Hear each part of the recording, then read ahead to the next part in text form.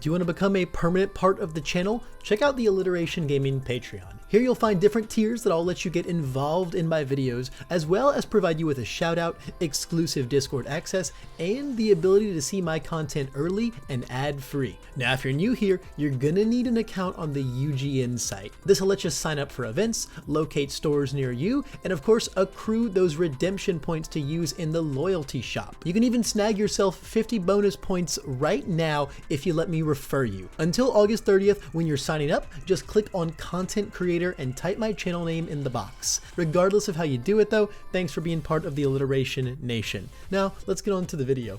All right, my friend, let's talk about death arms, death squared. I'm gonna have a really fun time coming up with the title of this video. So what really drew me to playing death arms under the death symbol is when I saw learning to harden and it had that nice little text that said draw a card when you blow it up as a death character. I'm like, wait a minute, death arms blows up foundations and we get to commit 2 of their best foundations.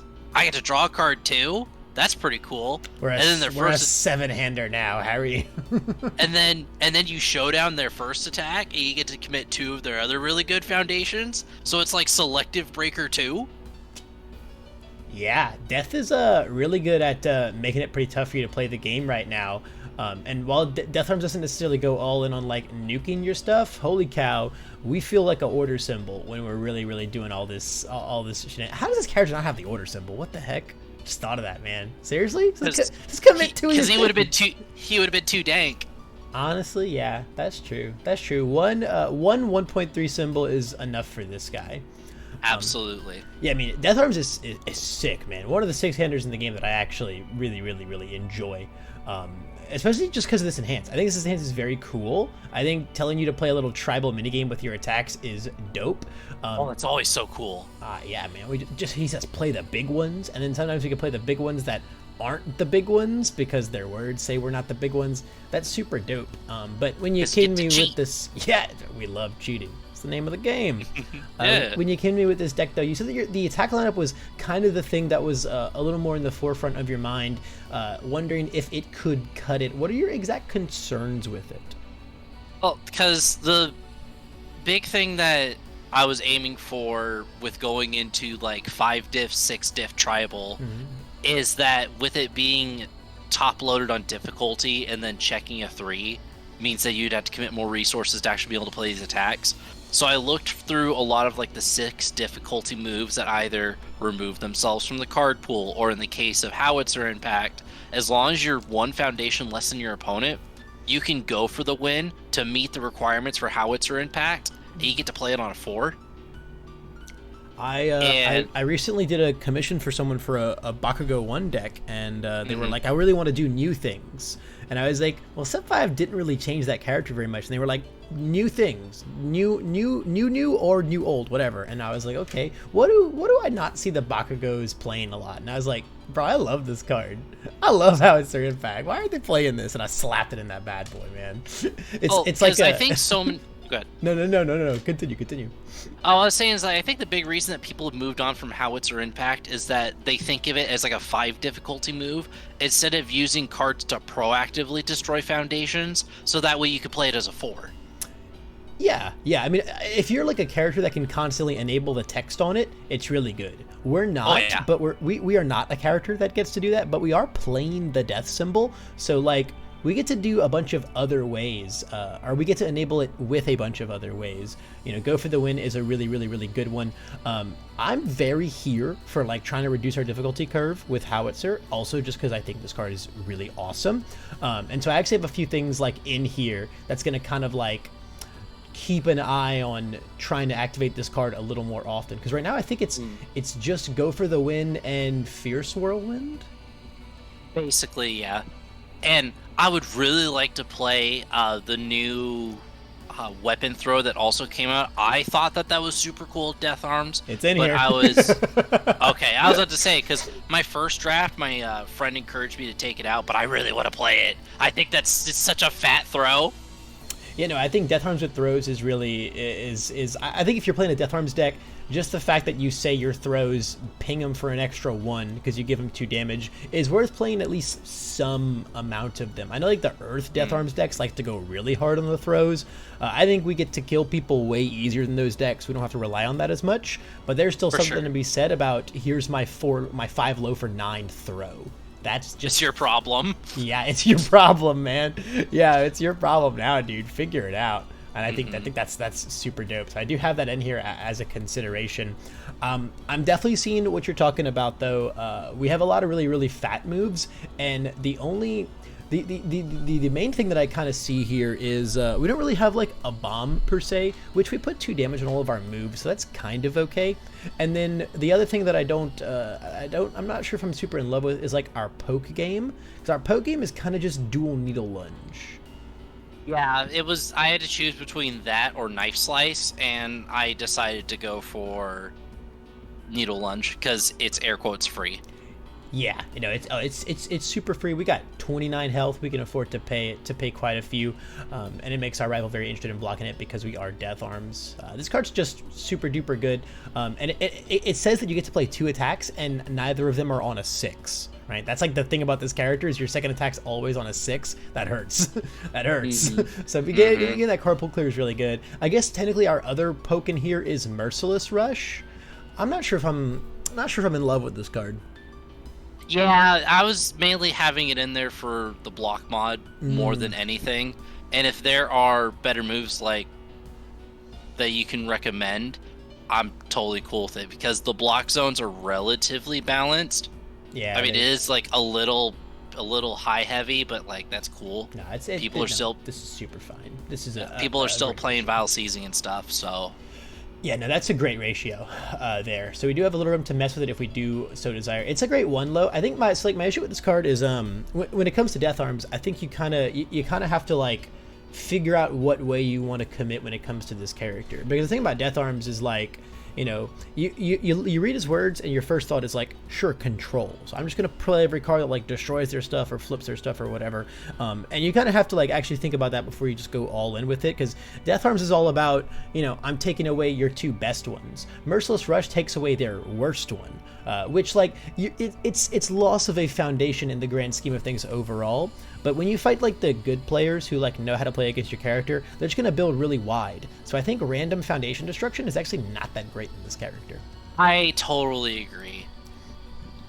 So and also the fact that like this static is only happening when we're fighting 7-handers who like are fairly popular right now.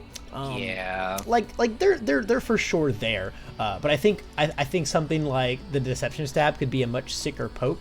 I also have Palm Strike and Sludge in here as some options, because I think that like Palm Strike just being a 6 mid for 5 is like, oh, really, that's tight. That's just like a sick poke, man. This thing's already so fast, and we put more damage than we do speed. The snap momentum is also pretty gnarly because we have some really nice momentum outs here.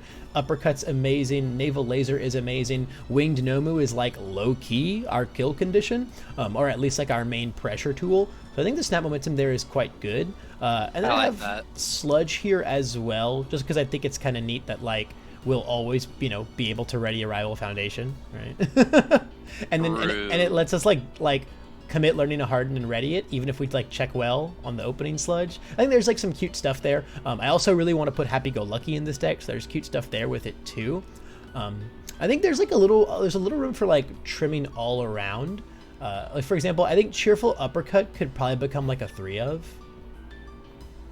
That's fair. I went full send with the idea because when I was putting it together with Showdown in mind, I had the thought process of block with Showdown, commit 2, block with Uppercut, stuff 1 in the pool, return 1 of those with struggling with studies. I can definitely see like I'm not gonna be brokenhearted playing 3. Yeah, I want to fit some more cool pokes in here. And then when it comes to bombs, I got these 2 bad boys in here. I found some real sick chunky 7 damage moves.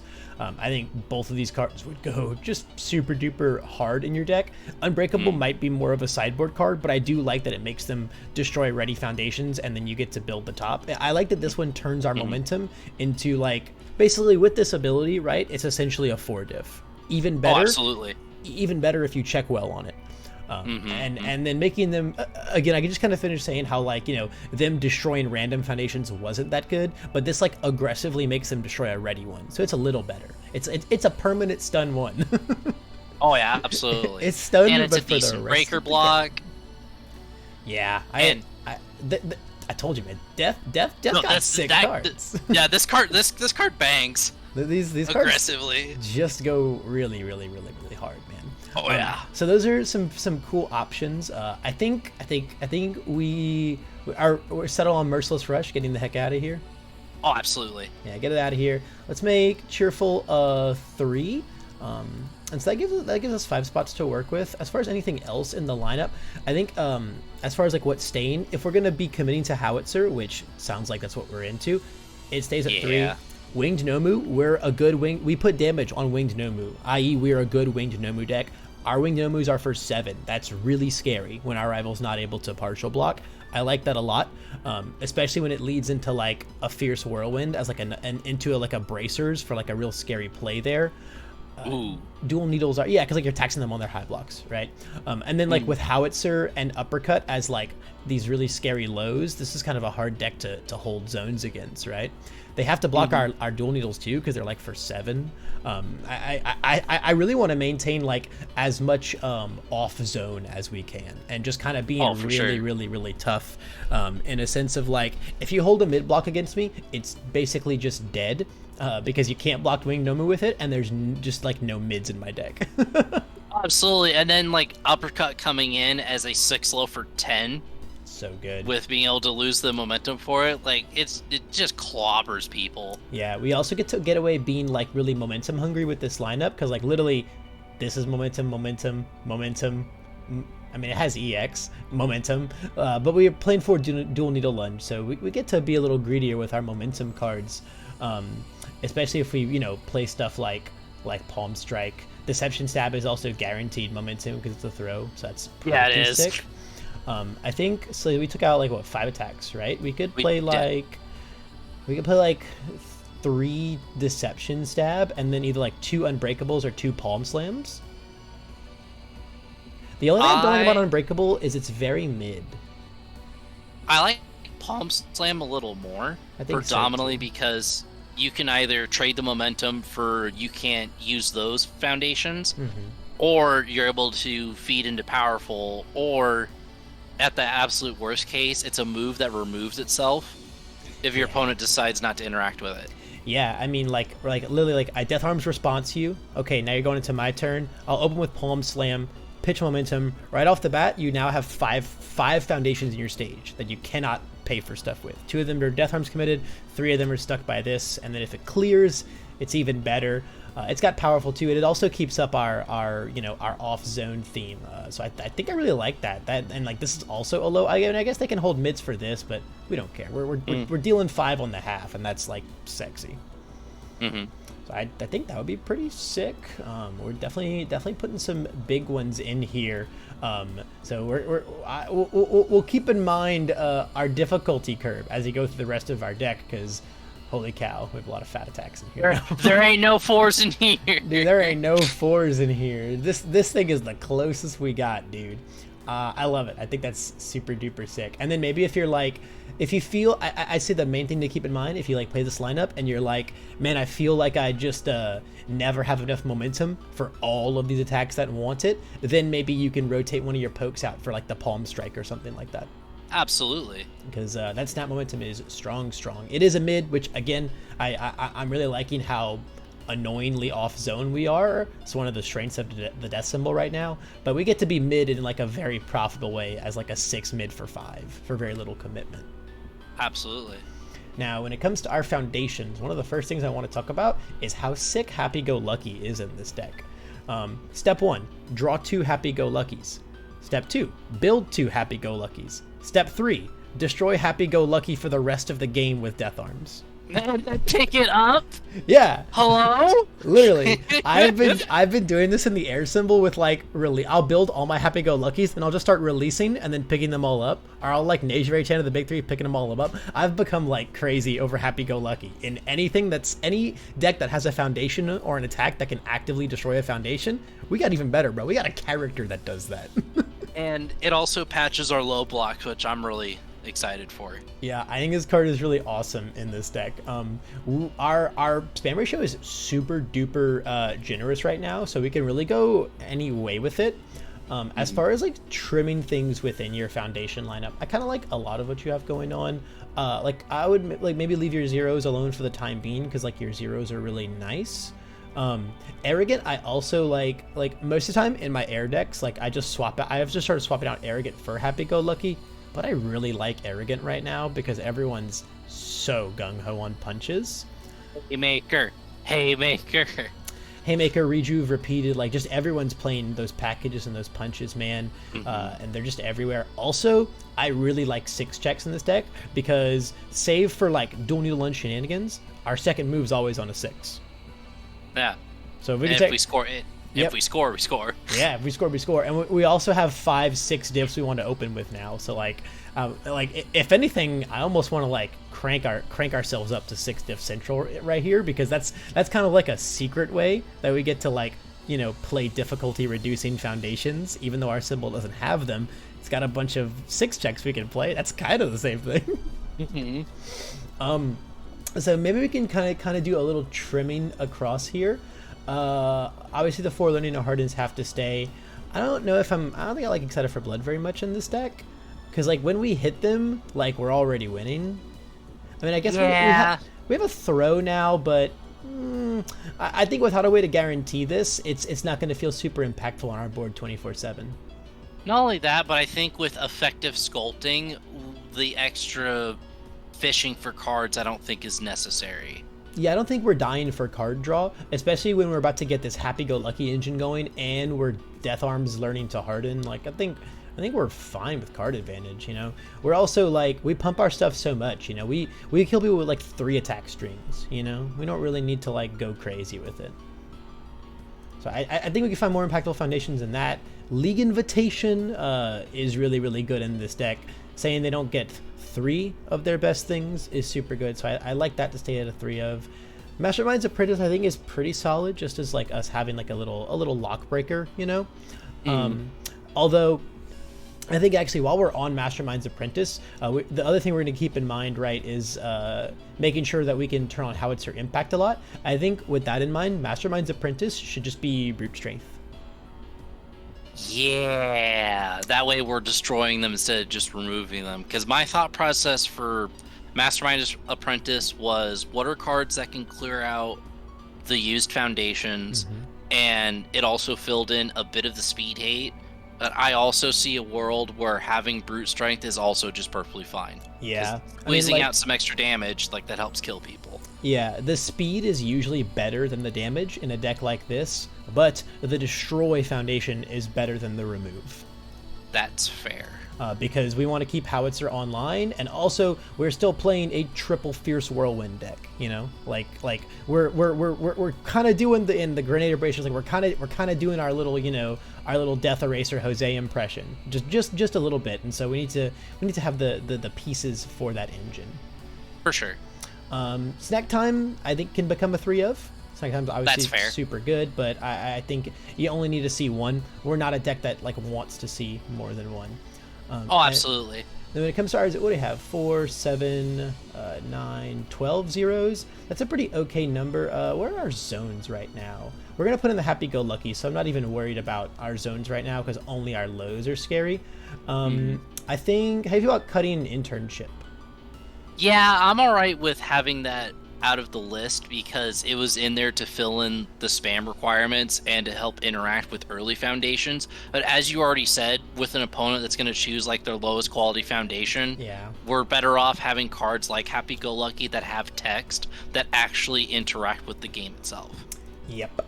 I totally agree. So we took 5 things out there. Let's throw in those 4 Happy-Go-Luckies. Absolutely. All day, every day.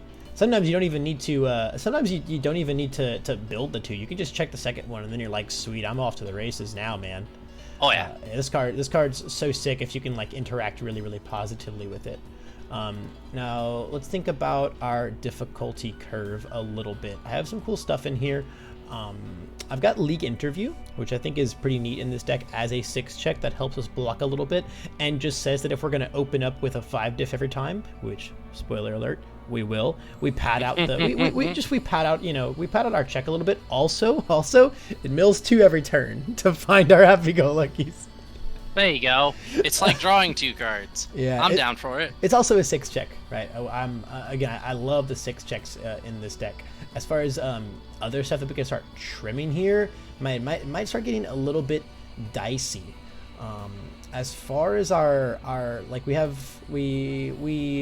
are gonna maintain we're at 66 right now. I think we took out 5 foundations and only put in 4. As far as like maintaining numbers, we're gonna have to start kind of picking and choosing pretty aggressively here. If we cut Prehensile Tail, what is our deadlock plan? I don't think it exists. The other thing I was considering also is having graceful maneuvers off to the side, because our learning to harden also gives -2 speed. And in the matchups where we need like the extra speed hate, then we can replace some of the cards that will help us in different matchups, and then side in graceful maneuvers for the ones where the extra speed reduction is going to keep us alive. Yeah, I think that 29 health and double electric jolts every turn is like enough to keep this guy alive, especially in the early game. Speed reduction is just probably not our biggest concern.